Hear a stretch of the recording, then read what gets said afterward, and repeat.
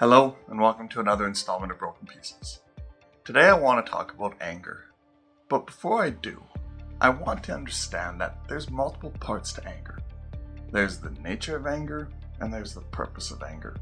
And then, of course, there's also living in anger. And honestly, anger is such a complicated and big emotion that this is probably going to take me 2 or 3 videos to get through it. And I want to first focus on then the nature of anger, because that's where all that destructive energy comes from. And the next video will be on the purpose of anger, because that's where the strength comes from. But you have to understand the destructive side of anger before you can ever hope to harness the strength of anger.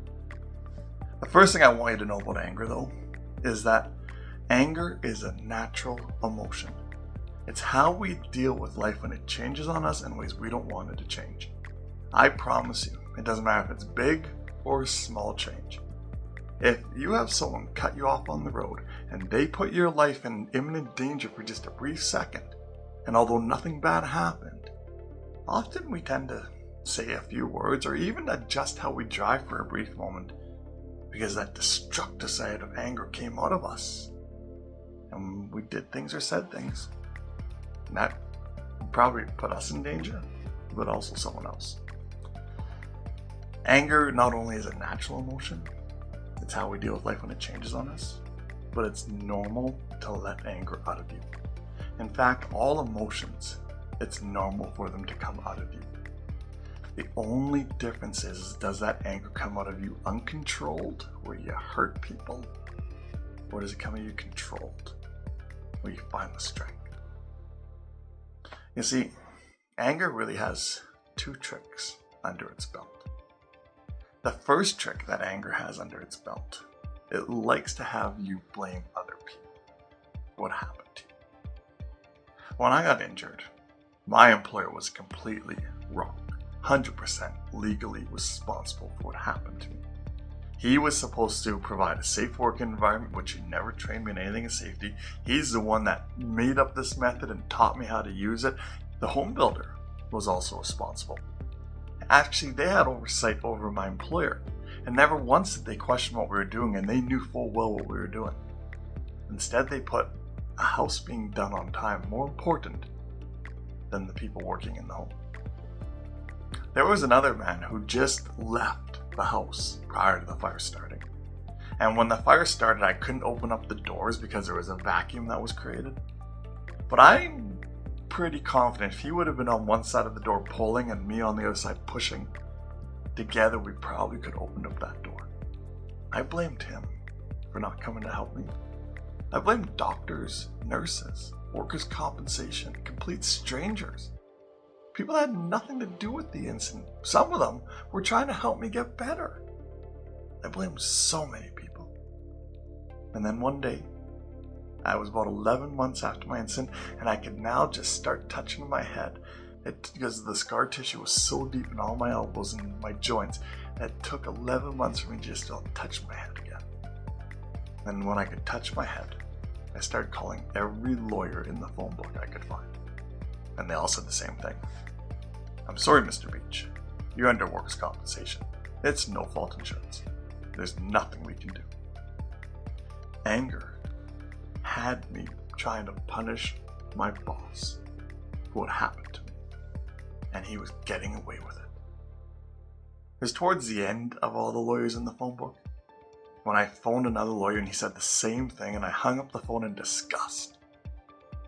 And then this light bulb went off in my head and said, hold on, Spencer. You knew that chemical wasn't safe. Your crew actually nicknamed it the Happy Tub. Your employer burnt down a house doing the same job for the same home builder with the same chemical, and you knew full well about that. You told your wife that you didn't want to go to work because of that job. You knew it wasn't safe. You see, I had a hand in my incident.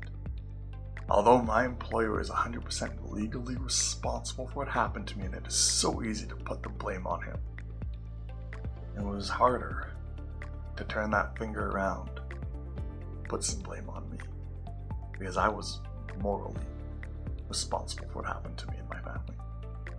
I took on a risk. that I knew full well existed. And I paid the price. The other trick anger has in its belt is it likes to punish people. You see, when you're dealing with anger and it comes out of you, it often comes out of you uncontrolled. And when that uncontrolled release of anger, that's when you say things and do things you don't mean to say and do. You're just letting this natural emotion out of you. And that's normal. But when you say and do things that hurt other people, those people are often the ones in the room when you can't take it anymore. They tend to be your loved ones, your family, your friends, your spouses, your partners, the doctors, the nurses, the therapists, all the people that are trying to support you to get you better are the ones that you're punishing. And when you release your anger on them enough, every time it leaves real scars on them, to the point where eventually they don't want to support you anymore. And if it's your loved ones, your friends, your family, often they actually leave your life because it's safer for them to go. And then what's really ironic is that when they leave, you often blame them for leaving. Because you're always looking for new people and new reasons to get angry at, so you can live in that anger. Because that's the nature of anger. It wants to consume everything that's good in your life. And it does it by blaming and by punishing all the people that are there to help you. I think anger is a living emotion. And honestly, when you think about it, it is. See, anger, all it wants is two things. It wants to live, and the way it lives is by feeding on you. And it wants to reproduce. And it reproduces by spreading to anyone else that's around you. And when you let anger feed on all the good things about you and remove them from your life, it's going to thrive. And then when it comes out of you, and you blame and you punish the people in your life, that's how you remove those good things from your life. And then you blame those people and those things when they leave. So you can go back to blaming, you go back to punishing, you go back to losing, and you go back to blaming, you go to punishing, and you lose. Then you blame and you punish and you lose, and you keep doing that circle until you have nothing left in your life.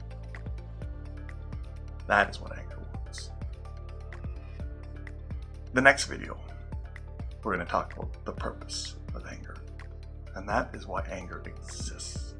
And there's a huge difference between what anger wants, the nature of anger, and why it exists, the purpose of anger. And when you understand the purpose of anger, you'll also understand why I actually like that emotion, as it gives you strength to move through anything life can throw at you. Until the next video though, I really want to encourage you, soul search on what happened to your life and how maybe you had a hand in it. Maybe you pushed away people that you loved. Maybe you punished people. And if you did, take a moment to go and apologize. Because if you did hurt people, you should apologize for it. And start to mend some of those relationships. And also, don't injure them anymore. And we'll talk about the purpose and how to find strength in the next video.